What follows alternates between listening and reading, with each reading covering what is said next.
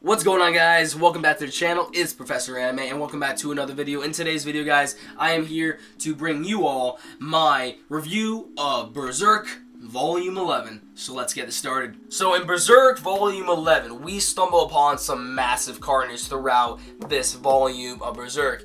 Really, if you think about it, this Berserk volume is pretty much just set up and build up for what is to be known as the Eclipse. So in the last volume of Berserk, Volume 10, right at the very end, we get introduced to a new character that seems like he is going to pose a threat for the remaining band of the Hawk members, and he is known as Wild, or Wald. I don't know how you would necessarily pronounce his name, but I'm going to call him Wild because W-Y-A-L-D, that makes more sense to call him Wild because this guy is a very ferocious and wild character, and Wild is known as the leader of the Black Dogs. So what are the Black Dogs? The Black Dogs are a group of pillagers that ended up pretty much going to any town that you would imagine, and they would burn down the whole village.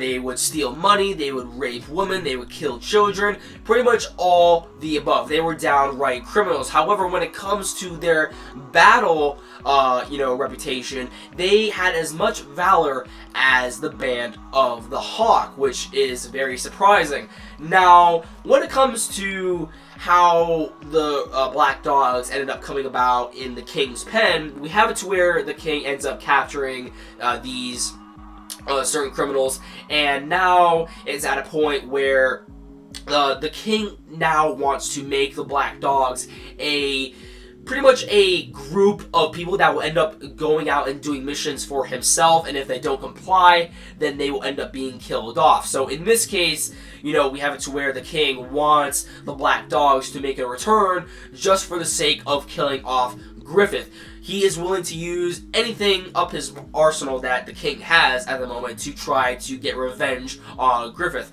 And we already know that pretty much, the King has pretty much brought this upon himself. He's just pretty much acting out of jealousy at this point. But Wild is a very ferocious and wild character, and we have it to where he wants to be the leader of the Black Dogs, and there's also another criminal within the group that wants to be the leader, and they ended up dueling it out. However, the fight only lasts for only a few seconds, to where Wild just completely disposes of this guy and impales him on the King's tower. Now, Wild obviously doesn't look like a human one bit at all, but what he just did pretty much confirms that he is not, a human whatsoever. This guy is something else. And then pretty much the rest of this volume, we have it to where Wild is chasing down Guts and the rest of the band of the Hawk members. And, when it comes to how he does things, he just doesn't care about his comrades in general.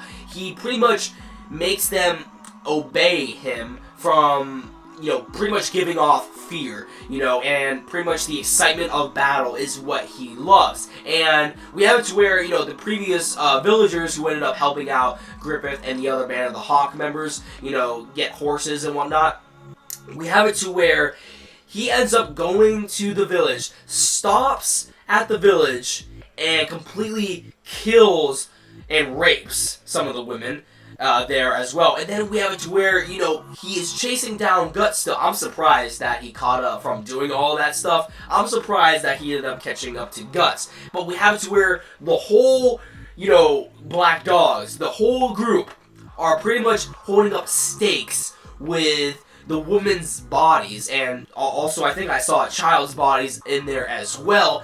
It's just a very gruesome sight. It's intense. Oh, but that scene in the forest where we have Wild and Guts end up going at it, that was awesome. That was awesome. Wild ends up transforming into his demon form. Guts is actually getting hit left and right by this thing. He doesn't know exactly how to defeat this thing, and he is the only one capable of actually defeating this thing, because of just, he's pretty much the strongest member within the band of the Hawk, as we know. And Guts takes this thing head on. with just using, his brains. Just by using his brains and his sheer willpower and strength. And it just shows you that this man, without any power-ups whatsoever, has the potential, the strength, and the ability to actually go down and cut down a demon. And this thing is like on the same level as Zod. However, we haven't really seen much of Zod at this point. He does make an appearance at the end of this volume and actually ends up, killing Wild, but we haven't really seen much of Zod's strength entirely.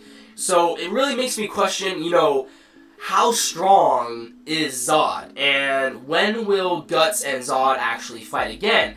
And we also have it to where these other demons in Berserk, some are actually more so good than others, it seems. I mean, especially the Skull Knight. The Skull Knight ended up saving Ricket from, being burned, just like the band of the Hawk members. Ricket was the only one to survive because Skull Knight ended up helping him out.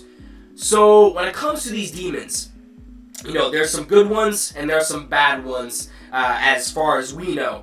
But why, if there are good demons, why would they end up saving Ricket?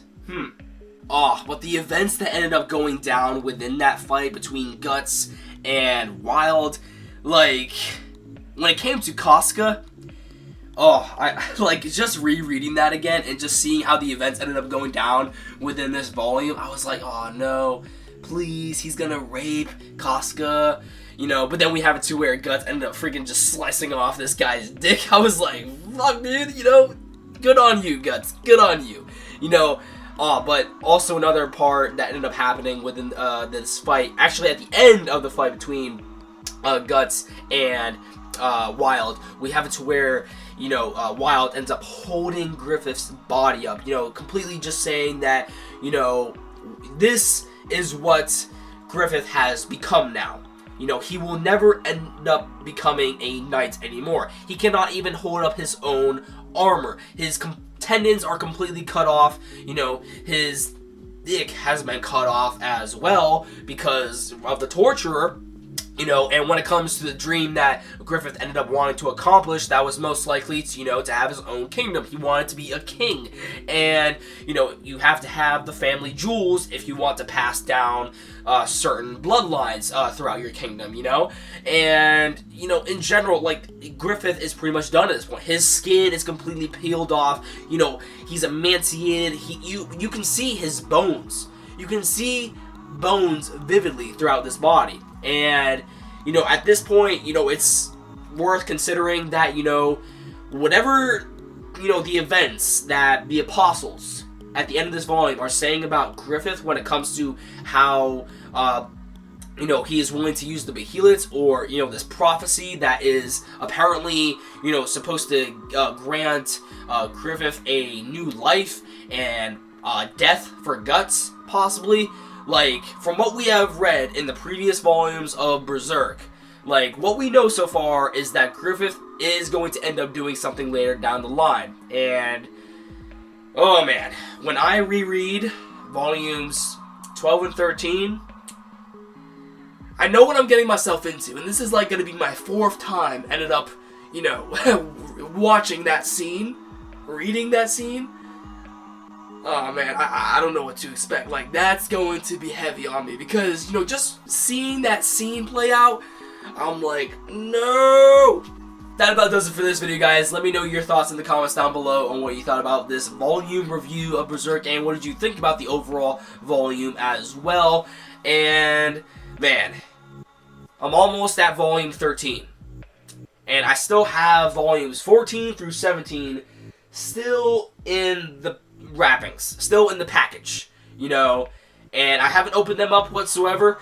And once we end up getting to volume 14 of Berserk, it's going to be, my genuine reaction at this moment in time, because as I stated before in the beginning of this Berserk playlist, I'm going to end up, rereading volumes 1 through 13, and this is pretty much just going to cover, material that I have already seen before. I just wanted to talk about it, and, I wanted to end up, reviewing all the Berserk volumes as much as I possibly could. you know, but, you know, we're almost there. We're almost there. We're almost at volume 13, and then once we end up getting to 14, you're going to see more of a genuine reaction from me, you know. So, yeah. I really hope you guys are enjoying this manga playlist of Berserk. As I said before, let me know your thoughts in the comments down below on what you thought about this volume review, and what did you think about the overall volume as well. What stood out for you? What didn't stand out for you? What did you enjoy most? What did you hate about this volume? I don't know. Let me know your thoughts in the comments down below. I don't know. Just, you know, put your comments down in the thingamajiggy.